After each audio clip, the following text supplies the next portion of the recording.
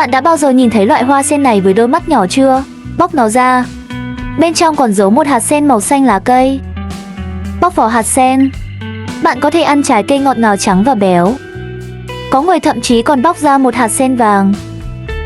Người ta nói rằng loại hạt sen vàng tự nhiên này, một cái có thể đổi cả một viên kẹo hoa sen. Thật sự tuyệt vời. Thì ra màu đỏ sen có thể bóc ra được. Bên trong còn có một hạt sen nhỏ. Trẻ em sẽ không mở được. Các hạt nhỏ như đậu phộng. Ăn vẫn thơm.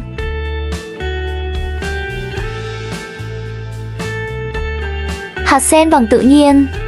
Chỉ cần tìm được một hạt sen vàng thôi, bạn có thể đổi cả một viên kẹo hoa sen. Vậy thì hỏi tôi có thể đổi một mảnh hồ không? Tôi chợt nhớ ra.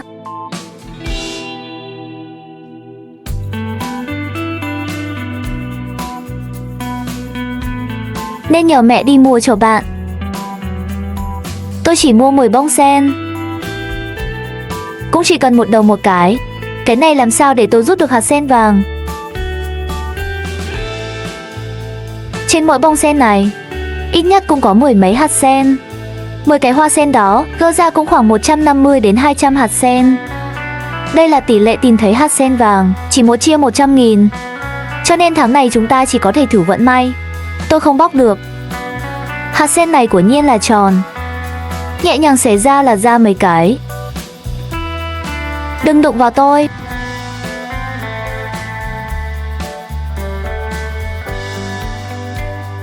Tiếp theo xin các bạn nhỏ thưởng thức một làn sóng. Kết quả là làm hạt sen.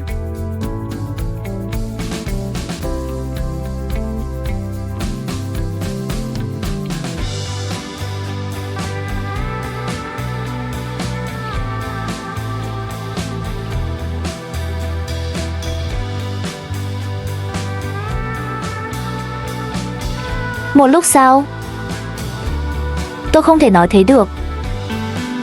Tôi tự ăn thế nào đây? Tay sắp hết tiền rồi. Nhanh lên để làm một bát đậu nóng màu xanh lá cây nhé. Đây là vỏ sen đã bóc xong rồi, đừng vứt nữa. Họ còn có thể dùng để chơi. Đầu tiên dùng kéo cắt cuống ra. Bây giờ có hai cách chơi. Loại thứ nhất, sen đây là một trò chơi thực sự. Phải cắt nó đi. Sau đó bạn có thể kéo sợi rất dài ra. Bên này không có uâu, thật sự có thể kéo siêu dài. Mỗi cái đều là một bên chơi.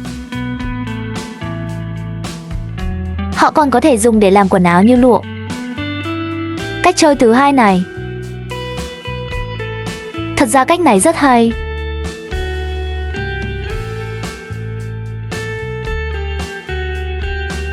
Chơi lâu như vậy, bây giờ chúng ta nên đến tìm kim liên tử đi. Tiếp theo chúng ta sẽ làm nổi bật, bóc hết những hạt sen này ra. Nhìn vào bên trong khu vườn lớn này, tôi có thể tìm thấy một hạt sen vàng không? Bố tôi ngưỡng mộ tôi, đây là một công trình lớn. Nhìn cô xem, tôi đã làm việc rất chăm chỉ. Bạn ơi, hãy ấn vào trái tim nhỏ màu đỏ, ủng hộ đi. Các bạn nhỏ này sao vẫn chưa đến nếm thử hương vị của củ sen này thế nào? Một. Vâng, giòn. Ôi, sao chúng ta khổ vậy? Thì ra là bởi vì bên trong hạt sen có một trái tim sen. Trái tim sen này thật là khổ cực. Các bạn nhớ ăn nhé. Lấy tay ra đi. Vâng. Sau khi rút mầm ra, ăn của Nhiên sẽ không còn đắng nữa.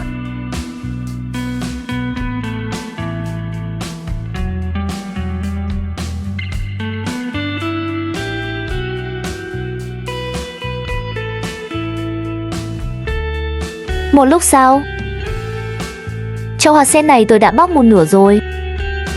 Ngoại trừ hạt sen trắng, mặc dù màu gì tôi cũng không thấy nữa.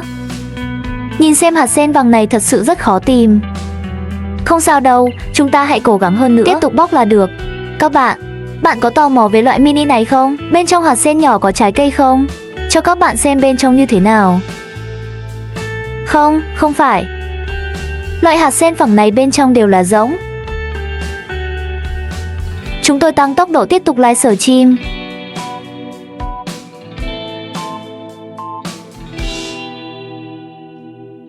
Xong rồi. Các bạn ơi, bây giờ chỉ có một chút như vậy thôi.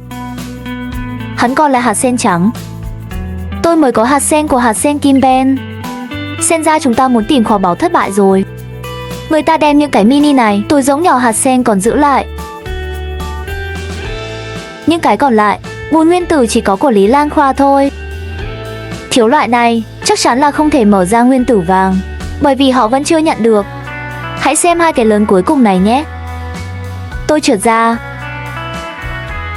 Đây là màu trắng.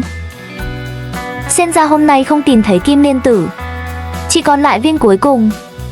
Tôi sống, bóc ra. Mẹ, phải không? Gấu mẹ, những gì bạn nhìn thấy là gà.